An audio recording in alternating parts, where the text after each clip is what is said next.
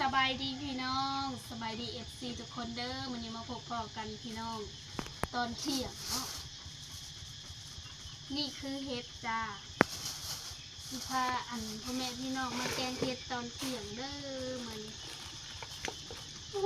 เปื่อยเลยเฮ็ดเพิ่งเฮ็ดน้ำเพิ่งพี่น้องเอ้ยแม่มาแต่มื้อหนาช่วงนี้ก็พ้นตกเฮ็ดกะสิออกมีเฮ็ดน้ำผึ้งหวานแล้วก็เฮ็ดยูค่ะเฮ็ดน้ำผึ้งหวานเฮ็ดน้ำผึ้งขมค่ะบุไก่พวกบริษัทกล้องนะเฮ็ดบดกระแห้งบดเลยบ่มีค้ากล้องต้องได้เอิ้นตัวช่วยบ่ได้ถ่ายคลิปแต่โดนจักไปทางไหนเราจุ่มโอ้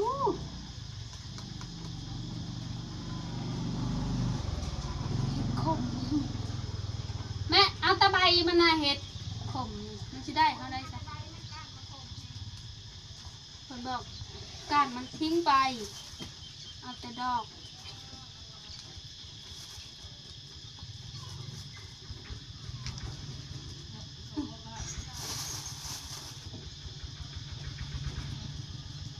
เขาว่าปนชิมาอีกเลยพี่น้อง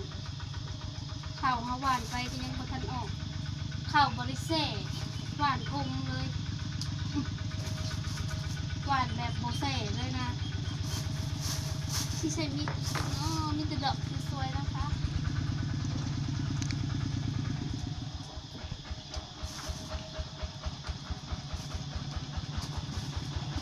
ปีนี้ฮะก็ได้กินได้ปีนี้ฮะคนไปหามันคือเฮานี่คือสิบ่ได้กินง่ายก้านมันกระทิ่มก้านมัน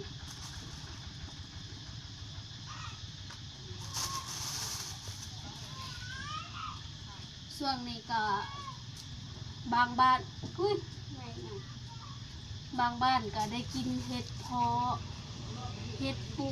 น้องส่วนเฮาหายังบ่ทันได้ออกแบบดีนะที่ยังมีเห็ดยูคาให้กินเห็ดยูคากับบ่ค่อยลายเลยแหละกระเจ้าเก็บไปเห็ดเก็บไปขายเก็บไปเห็ดประเดก มีปีหนึ่งออกหลายเห็นดิบอกปีนะฟ้าเต็มทางของเฮียนก็เต็มมีแต่ดอกงามในป่าวิเดกระยาดเบื่อ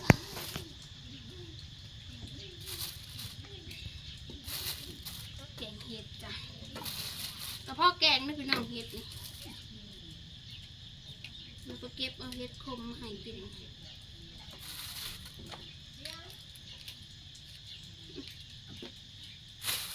ล่างจาก2-3 น้ำจนแกง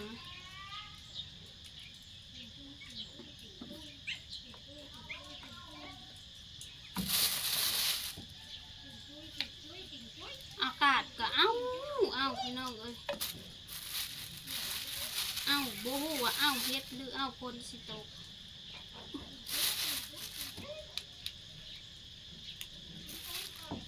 คากล้องก็จ้าเขาเหี้ยอยู่แค่จักว่าเขาเอาดึกถิ่มแล้วจักเขาบ่ได้เห็นถ่ายคลิปแต่หงเสีย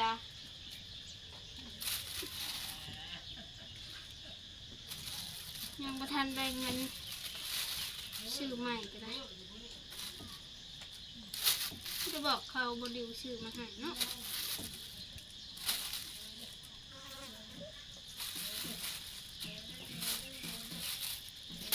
แล้วค่ะนี่มาดูใกล้ๆแล้ว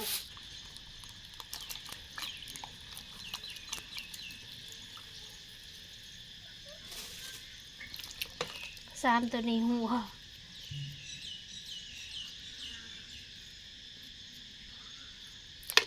จักมันออกแต่มือได้มันจนบาดจนหยิกยู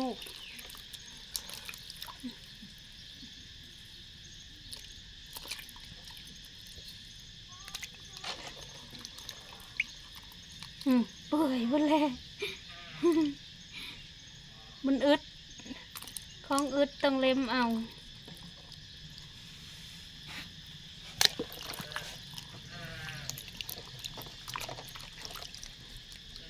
เห็ดปวกเห็ดละโงกยังบ่ทันออกเลยพี่น้องแต่บดนก็คือสิออกแล้วแหละแต่บ่ฮู้ว่าสิออกหลายหรือออกน้อยเดี๋ยวสิล้างจักอัน2-3 น้ำแล้วก็แกงเด้อนะครับอันนี้พวกเห็ดยูคามันจะดอกใหญ่ๆยามอึดนี่กินนะยามบ่อึดนะเห็นกับบ่เก็บพอมันลายแล้ว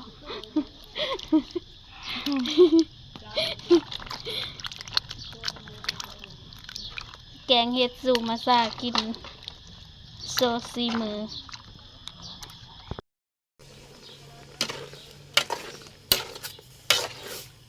ปรุงแล้วเลยพี่น้องบ่ค่อยมีหยังหลายดอกแกงก็มีแต่มักเผ็ดปลาแดกเป็นนัวซ้ำนั่นผักอีตู่อีตีก็ยังบ่มีดอกก็ได้หลายเติบเนาะสำนี้ก็แซ่บแล้วพี่น้องเฮ็ดมันอึดช่วงนี้คนว่าเพราะว่าหาก็เริ่มออกแม่แห้งจมหิวข้าวอยู่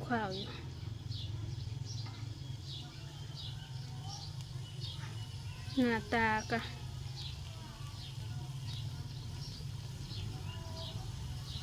กำลังเริ่มสิพดแล้วเนาะแกงแบบบ้านๆจ้ะ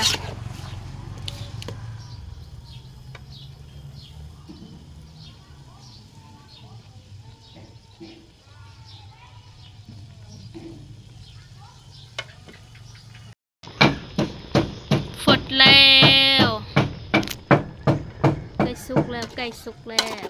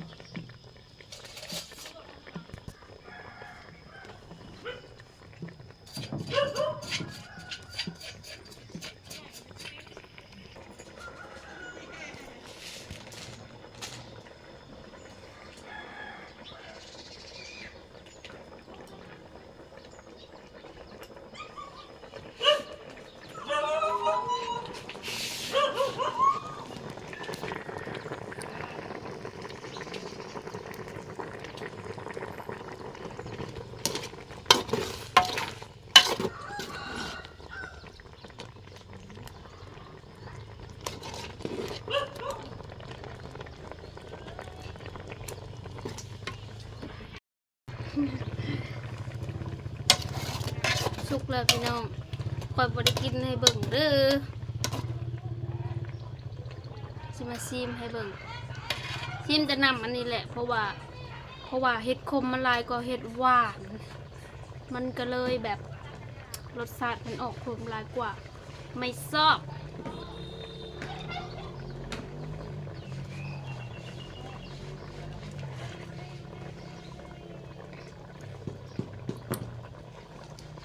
มันก็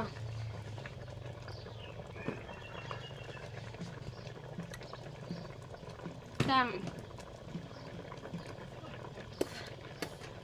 มันก็แซ่บอยู่พี่น้องแต่มันขม